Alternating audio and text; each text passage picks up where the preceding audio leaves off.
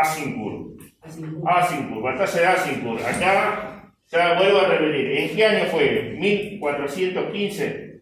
Bien, ahí hay que ver la película El Rey en Netflix. Vean esa película, ya se la recomendé otra vez.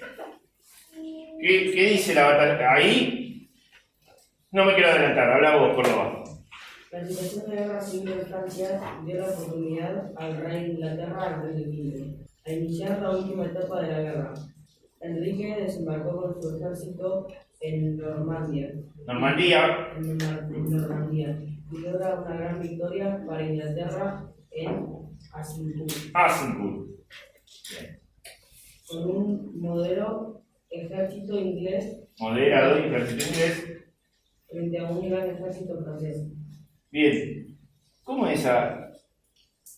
A ver, para ganar una guerra, es importante la cantidad. Es verdad, es importante la cantidad y las armas que tienen, pero más importante, según Napoleón, también es la estrategia, y Napoleón era un gran estratega en la guerra. El ejército francés era muy grande, y los ingleses tenían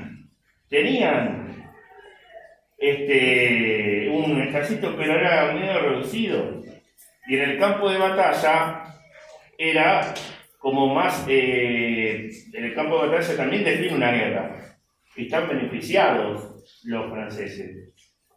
¿Qué pasó? ¿Quién era el más estratega? ¿El que estaba a cargo de los franceses o Enrique V? Enrique V, porque empezó a atacar de a poco, porque empezó a rodear, empezó a emboscar, y aparte tenía ayuda de los borgoñones, porque los borgoñones tiraron datos de cómo era el ejército, así, espías tenía. ¿Sí? Véanlo, en la película esa muestra cómo le ganan. Bueno, y después hay una parte que es ya de la película, que al francés le quiere definir la guerra de espadazos, o sea, a un duelo, y no sea ni a un duelo, pero bueno, véanla porque no les quiero spoiler. Por eso gana Enrique V, y eso le permite a Enrique V ¿qué? Enrique V ¿qué? Sigue Morena. Esto llevó a los ingleses comenzaron a obtener victorias sobre los armenianos, lo que provocó que el pueblo se enfureciese con ellos y los echase del país. Claro, sí. Al poco tiempo de esto, el líder de los borgoñones, Juan sin Miedo, fue asesinado. Lo que llevó a Enrique V, Felipe, el nuevo líder de los borgoñones, y la reina Isabel, esposa de Carlos VI, firmaron el Tratado de Troyes. Este tratado, firmado en 1420, decía que la muerte del rey loco Carlos VI... Sí, ahí, paramos ahí. ¿Qué pasa? Si Enrique V gana esta guerra, ¿qué quería en realidad, aparte de los territorios? ¿Qué quiere el rey inglés, aparte de los territorios en Francia? ¿Qué va a querer? ¿La corona de qué? De Francia. Entonces, ¿qué pasa? Firma ese tratado que le permite ¿qué? Ese tratado.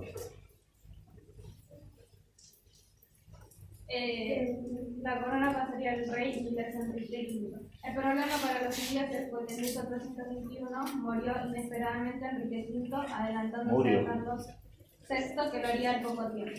O sea, no pudo ser rey. Enrique V de Inglaterra no pudo ser rey de Francia. ¿Por qué? Porque murió primero que ¿qué? Claro, que Carlos VI es rey de Francia, exactamente.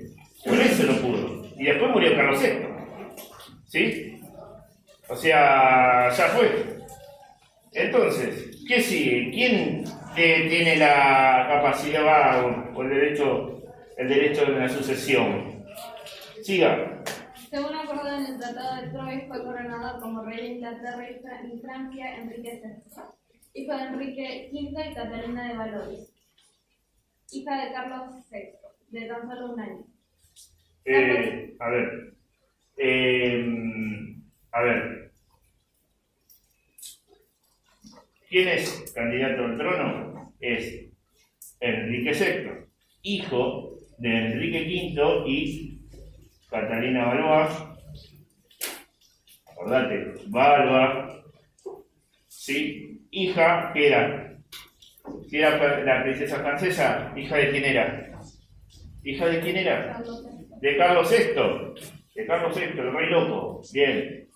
Entonces, ahí está el matrimonio que tuvo el hijo Enrique VI. Carlos VII, hijo del difunto rey loco, aprovechó la situación y se proclamó rey de Francia, su reinado 1422-1421. Reanudó la guerra con los ingleses y generó una guerra civil contra aquellos que no lo reconocían como rey. A ver, ¿por qué reanuda la guerra contra los ingleses? Porque él quería el otro hijo de Carlos VI, quería el trono de Francia, decía que correspondía por ser hijo de Carlos VI. Pero reanuda el conflicto con los ingleses, ¿sí? Empieza la guerra de vuelta, ¿sí? Bien. ¿Qué ocurre? Carlos VII se encontraba en desventaja y sufría numerosas derrotas, pero todo cambió con el sitio de Orleans en 1828. Escuchar ahí, el sitio de Orleans. El sitio de Orleans. ¿Quién es la parte protagónica que se destaca en el sitio de Orleans? Ahora me van a contestar después que leemos. A ver, siga.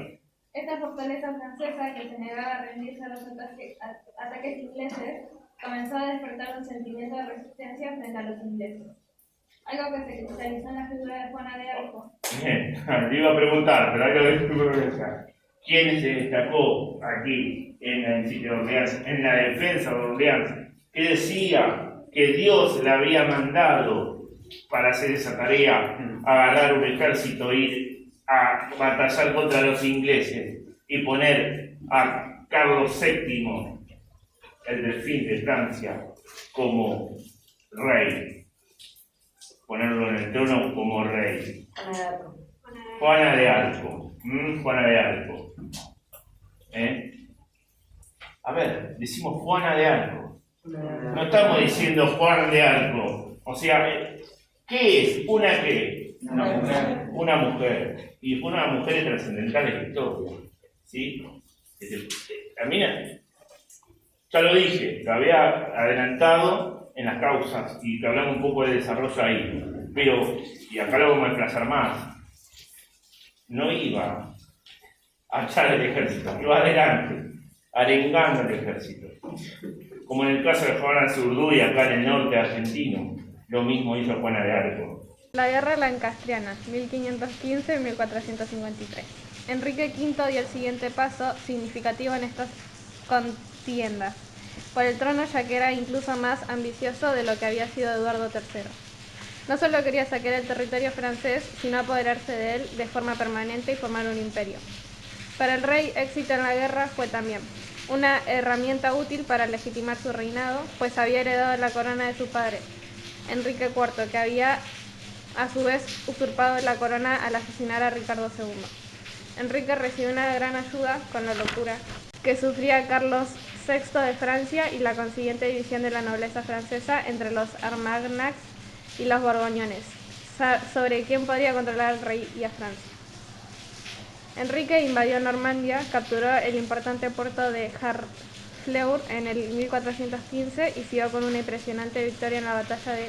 O si no se puede mencionar como Azincourt, como lo mencionamos hoy. El 25 de octubre.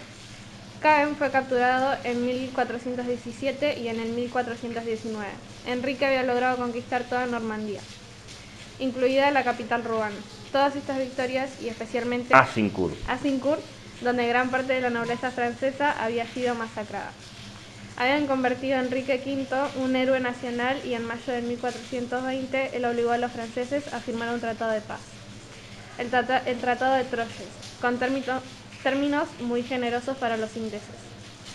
El rey fue nominado como el regente y heredero de Carlos VI, y para cimentar la nueva alianza, Enrique se casó con la hija de Carlos, Catalina de Valois, 1401-1437. Esta fue la cúspide del éxito inglés en la guerra. Una condición del trato era que el rey Enrique tenía que prometer que continuaría luchando contra el enemigo número de Borgoña. El desheredado Carlos VII, el Delfín, siendo esta la razón por la que continúa otro capítulo del conflicto de la Guerra de los 100 años.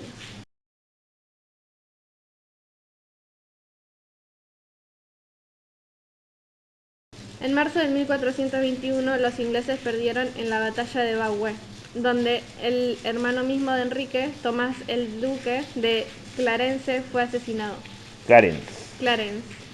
Debido a esto, el rey Enrique se dirigió a Francia para reanudar la guerra personalmente y el 11 de mayo de 1422 capturó Meaux después de un asedio de 8 meses. Enrique nunca tuvo la oportunidad de convertirse en rey de Francia, ya que murió inesperadamente el 31 de agosto de 1422 en Bois de Boulogne, en Francia, probablemente por disentería. El hijo de un infante de Enrique se convirtió en el próximo rey, Enrique VI. Pero tampoco sus regentes ni él, cuando alcanzó la madurez, pudieron detener un gran renacimiento francés que incluye los heroicos esfuerzos de Juana de Arco.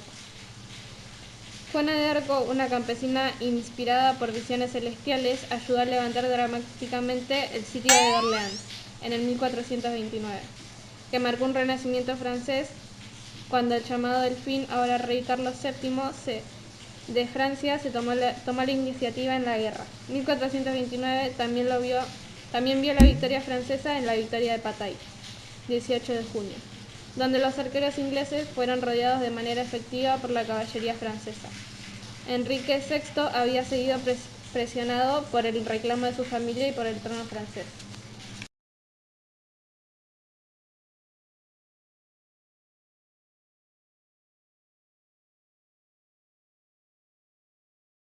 Finalmente fue coronado como tal en la Catedral de Notre Dame de París, Nuestra Señora de París, en diciembre de 1431, pero esta era una farsa sin sustancia real. Para Inglaterra, la guerra se convirtió ahora en una defensa más que en un ataque.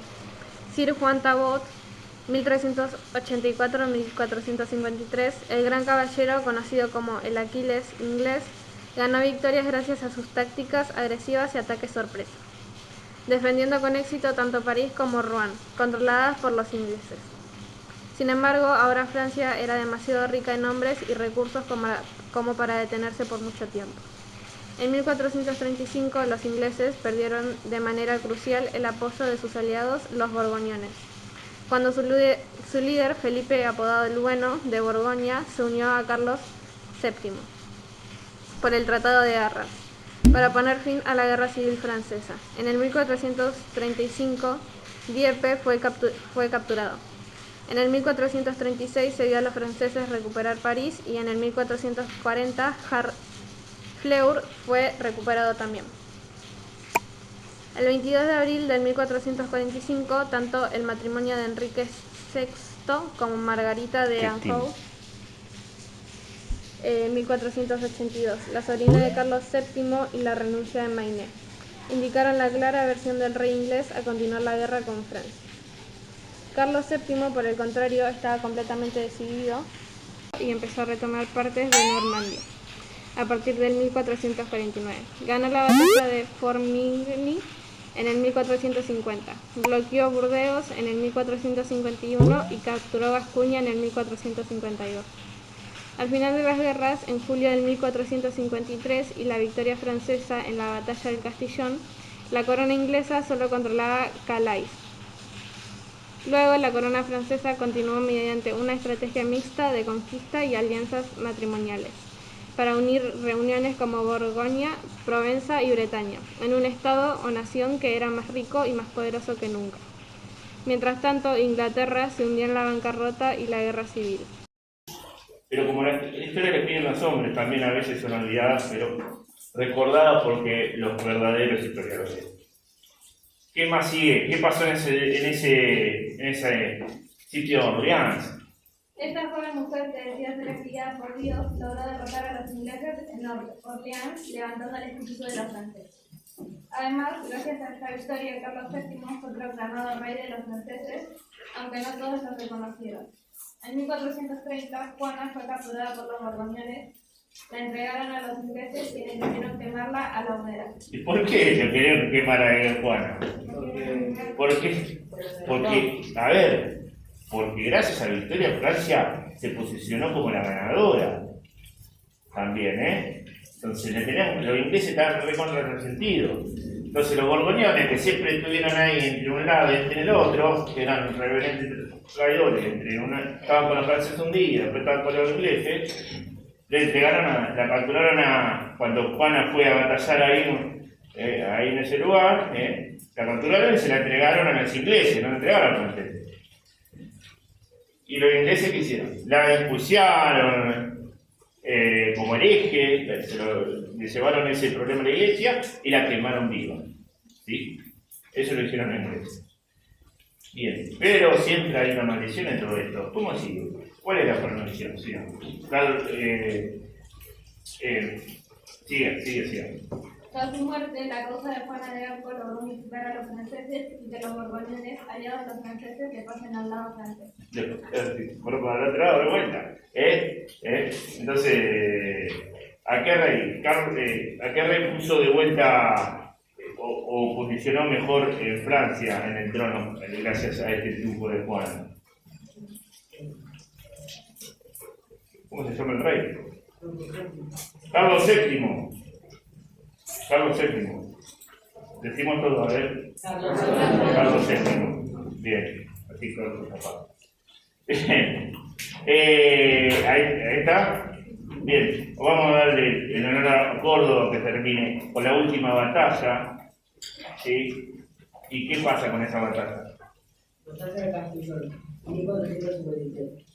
Terminada la guerra civil, Carlos VII dirigió sus ejércitos a la victoria, derrotando a los ingleses de forma definitiva en 1473, en la batalla de Castellón, dejándoles únicamente con el control de Calais.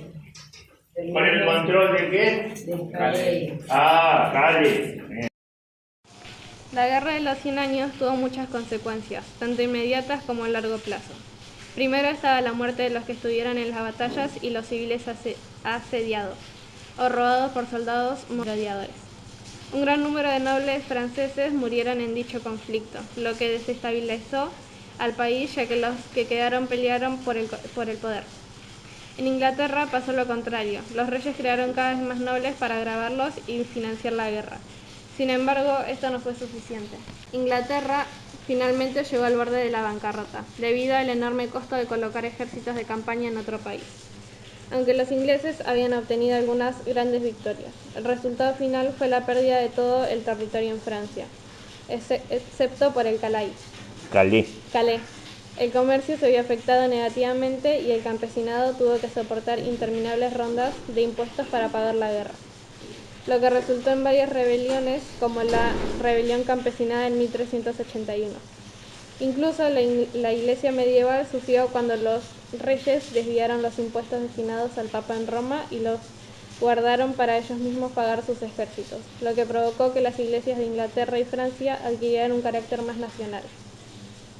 La pérdida de la guerra para Inglaterra hizo que muchos de los nobles cuestionaran a su monarca y derecho a gobernar. Esto y la inevitable búsqueda de chivos expiatorios para la debacle en Francia. Finalmente llevaron a las disputas dinásticas, conocidas hoy como la Guerra de las Rosas, 1465-1487.